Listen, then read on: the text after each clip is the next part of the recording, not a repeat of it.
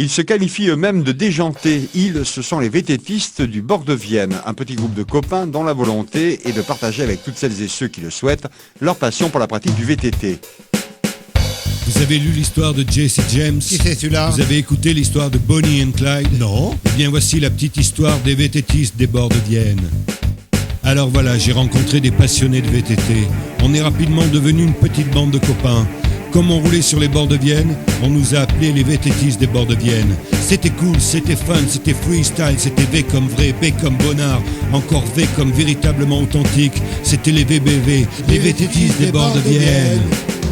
Il y avait Victor, rendez-vous dans son garage pour le café. Le site internet, c'était lui, un enthousiasme incroyable. Il était partout, aux photos, à l'entretien, au dépannage, aux premiers soins, aux fellations. Mais non, couillon, pas les fellations. Il y avait Didier, moche comme un cul, avec un humour bien gras des bas étages, mais le plus beau fion du peloton.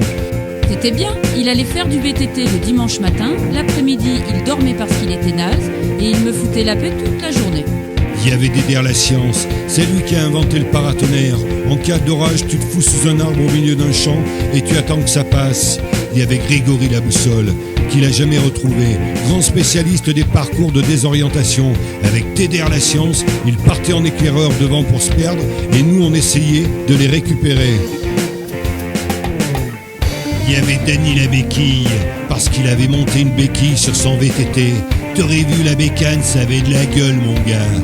Il y avait Hilario, il s'occupait de la sonorisation, 2 enceintes de 1000 watts accrochées au camelback. C'était le Macumba du VTT.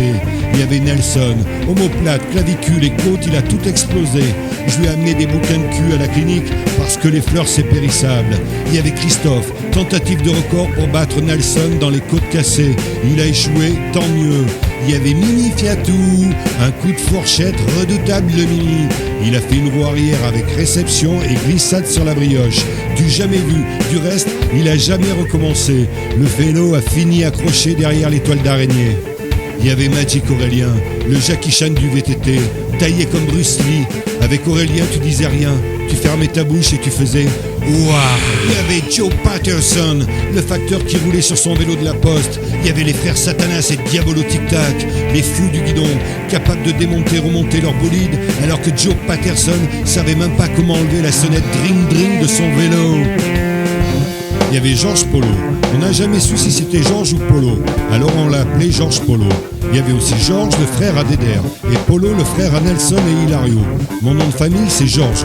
Quand mon fils Polo venait, ça faisait 2 Georges. Avec tous ces Georges et ces Polo, c'était très facile de communiquer. Polo, t'as percé? Non, pas toi, Polo. Celui qui est derrière Georges, qui est juste devant Georges Polo, qui roule à côté de Polo, mon fiston. Et comme certains n'avaient pas encore assimilé la différence entre la main gauche et la main droite, c'est à ce moment-là que Dédère la science nous a fait un exposé sur la différence entre un ostréiculteur et un horticulteur. En même temps, Grégory était parti au nord ou au sud, mais là il y avait 4 points cardinaux à assimiler. L'ouest ressemble à l'est phonétiquement. Comme on était dyslexique, on arrivait à faire 50 km sur un parcours de 20 bornes. On avait recruté des petits jeunes. Lucas la bonne humeur, le fils à Georges Polo, mon fils. Valentin l'Irlandais, fils de Joe Patterson.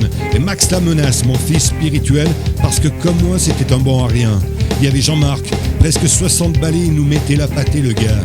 Il y avait Bertrand, un aristocrate anglais, cousin lointain du prince de Galles. Il roulait à voile ou à vapeur, mais nous, ça nous a jamais dérangé. Il y avait Sébastien, le cassoulet toulousain, qui a fini à poil après être passé sous les barbelés. Il y avait Ludovic, il a mis KO 2 Optimalpes de chez Ecora sur 2 sorties consécutives.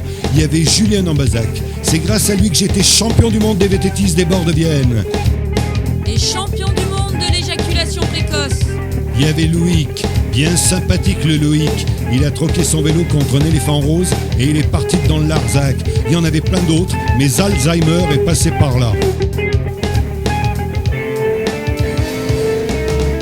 Pendant 4 ans, que du bonheur. On pétait, on crachait, on jurait, de vrais branleurs.